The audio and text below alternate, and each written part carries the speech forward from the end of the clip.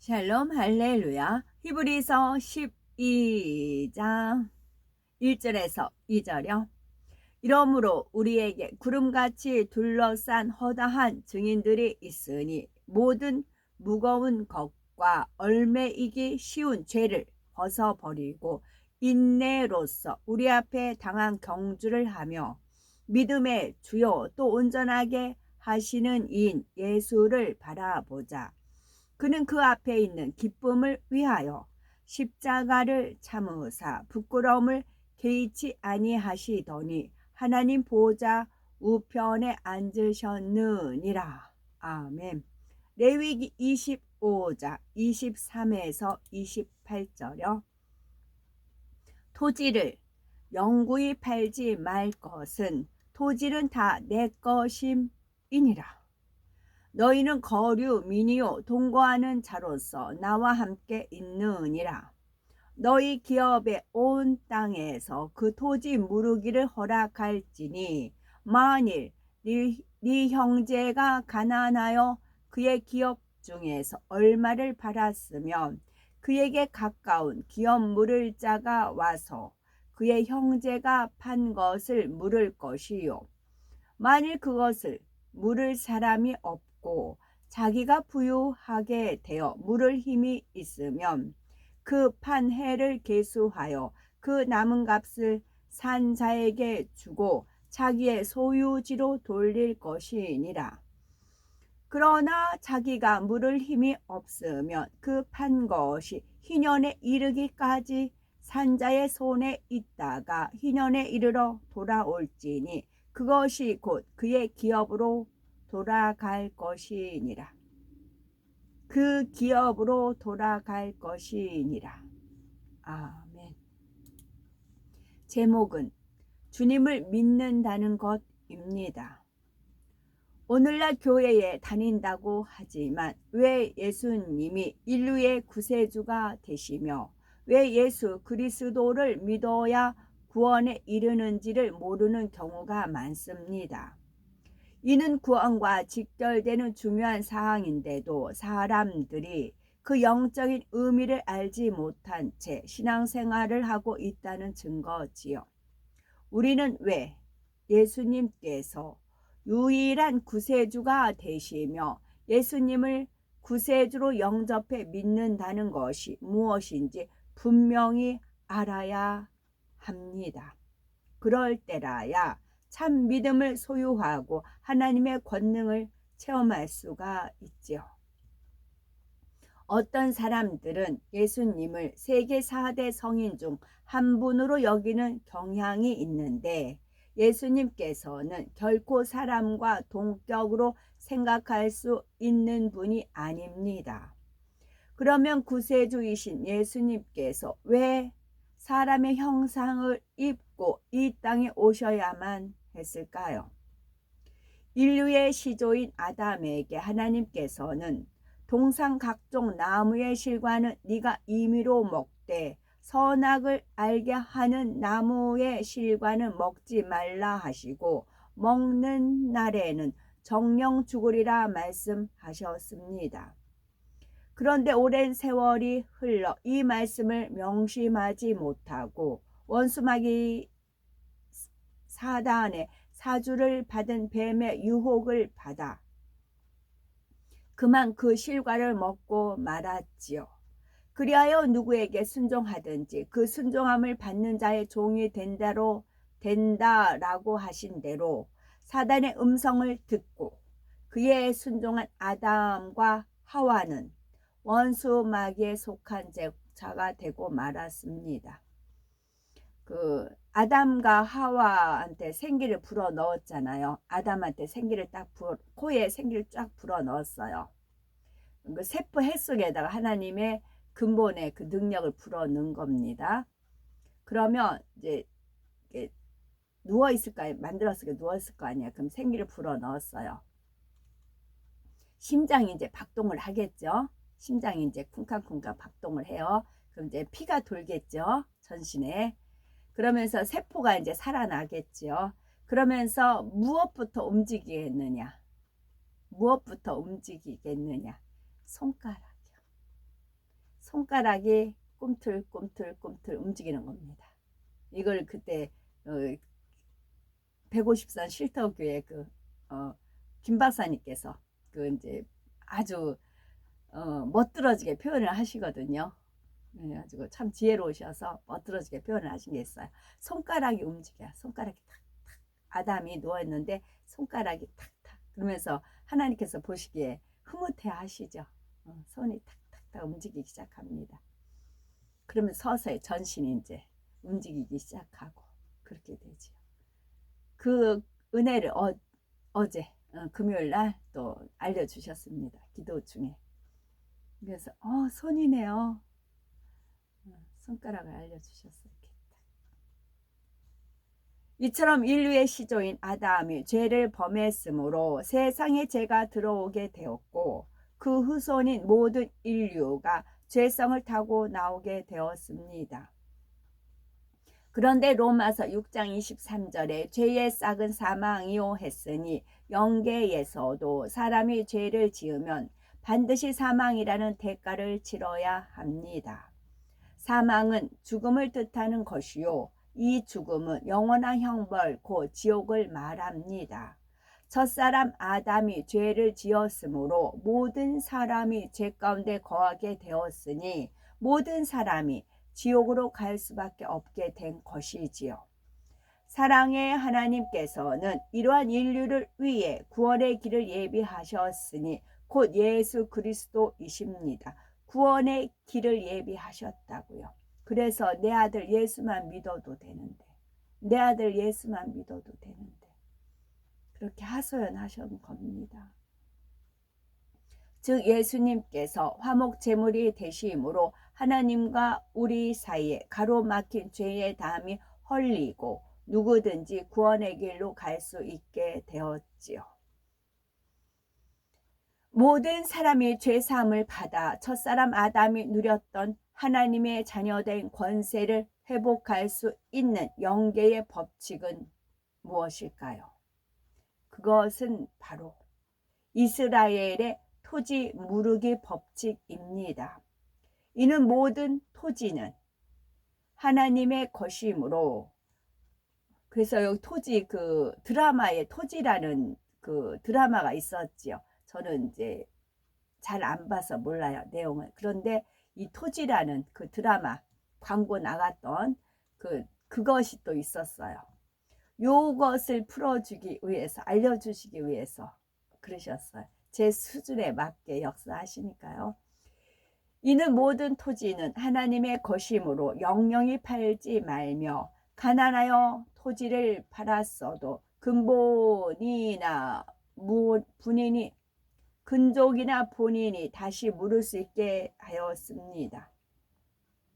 천하 만물이 하나님의 소유이기에 아담에게 넘겨받은 권세를 원수마귀 사단이 영영이 소유할 수 없었지요. 아담의 죄를 대속할 만한 합당한 자가 나타나면 되돌려 줘야만 하기 때문입니다.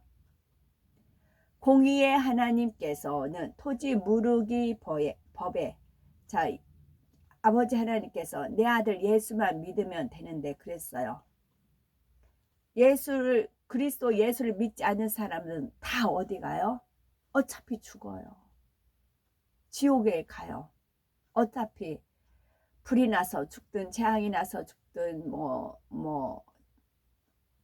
또 지진이 나서 죽든 폭우로 죽든 추워서 죽든 다 죽게 되어 있어요.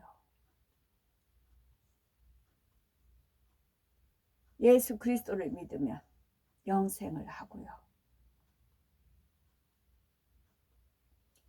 그러면 원수마귀 사단에게 넘겨준 권세를 토지 무르기 법에 따라 어떻게 되돌려 받을 수가 있을까요? 예수님께서 구세주가 되시는 4가지 자격 조건으로 살펴보겠습니다. 첫째, 사람이어야 합니다. 레위기 25장 25절에 만일 너의 형제가 가난하여 그 기업 얼마를 팔았으면 그 근족이 와서 동족에 판 것을 물을 것이요 했습니다. 아담이 넘겨준 권세를 되찾기 위해서는 아담의 근족인 사람이어야 하지요. 고린도전서 15장 21절에 사망이 사람으로 말미암았으니 죽은 자의 부활도 사람으로 말미암는도다 했습니다. 즉 사망이 사람인 아담으로 인하여 왔으니 죽었던 영이 다시 살아나는 것도 사람으로 말미암는다는 것이지요. 따라서 예수님께서는 사람의 몸을 입고 오셨기에 첫 번째 조건에 합당합니다. 둘째 아담의 후예가 아니어야 합니다. 죄를 대속하려면 죄인이 아니어야 하지요. 그런데 아담의 불순종으로 그의 후손들은 모두 죄인이 되었습니다. 따라서 아담의 후예는 구세주의 조건에 합당치 않지요.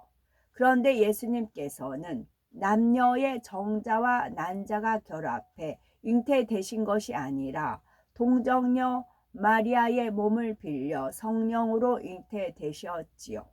그러니 아담의 후예가 아니며 죄가 없으십니다. 셋째, 힘이 있어야 합니다. 형제가 가난하여 토지를 팔았을 때 그것을 물으려면 물을 만한 힘이 있어야죠. 아무리 마음은 있어도 능력이 없으면 빚을 갚아줄 수가 없습니다. 영의 세계에서는 죄가 없는 것이 곧 힘이지요. 예수님께서는 아담의 후예가 아니므로 원죄가 없고 말씀대로 사셨기에 자범죄도 없으셨습니다. 이처럼 죄가 없기 때문에 어둠의 권세를 굴복시키며 사망까지도 이기고 부활하심으로 우리의 구세주가 되신 것입니다. 넷째, 사랑이 있어야 합니다. 앞에 세 가지 조건을 다 갖춰도 사랑이 없으면 죄를 대속할 수가 없습니다. 형이 아무리 대부호라 할지라도 사랑이 없으면 빚더미에 앉은 동생을 도와주지 않지요. 만일 예수님께서 사랑이 없었다면 십자가의 고난을 받지 않으셨을 것입니다.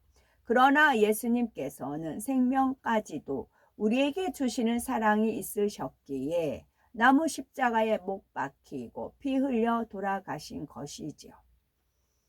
갈라디아서 3장 13절에 그리스도께서 우리를 위하여 저주를 받은 바 되사 율법의 저주에서 우리를 속량하셨으니 기록된 바 나무에 달린 자마다 저주 아래 있는 자라 하였음이라 했습니다.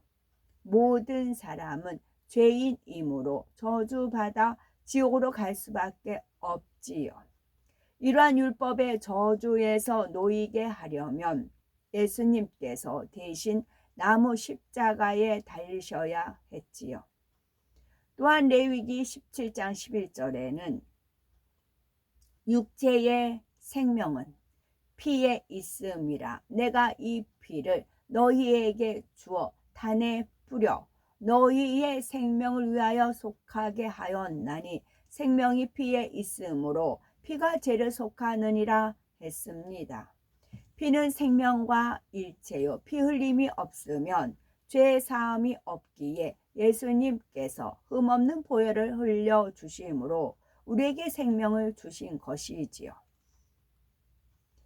또한 주님을 믿는다는 것은 진리로 변화되는 것입니다. 주님의 십자가 고난으로 말미암아 믿음으로 구원받은 하나님의 자녀들은 질병, 연약함, 가난 등 온갖 저주에서도 놓인 바 되지요. 즉 예수님께서 친히 가난의 길을 가셔서 우리의 가난을 대속하셨고 채찍에 맞으심으로 우리의 모든 질병을 담당해 주셨습니다. 가시 면류관을 쓰셔서 우리 생각을 통해 짓는 모든 죄를 대속하셨고 손과 발에 못 박히셔서 우리의 손과 발로 짓는 모든 죄를 대속하신 것입니다. 이러한 십자가 섭리를 바로 알고 마음 중심에서 믿는 사람이라면 죄를 버리고 하나님의 뜻을 쫓아 살아감으로 하나님의 사랑과 축복을 받습니다. 그런데 주님을 믿는다고 하면서 응답받지 못하고 시험 환난 가운데 살아가는 사람들이 있는 이유는 무엇일까요? 이는 믿는다고 하지만 참 믿음이 아니기 때문입니다. 하나님의 말씀을 알면서도 죄를 버리지 않고 진리로 변화되지 않지요.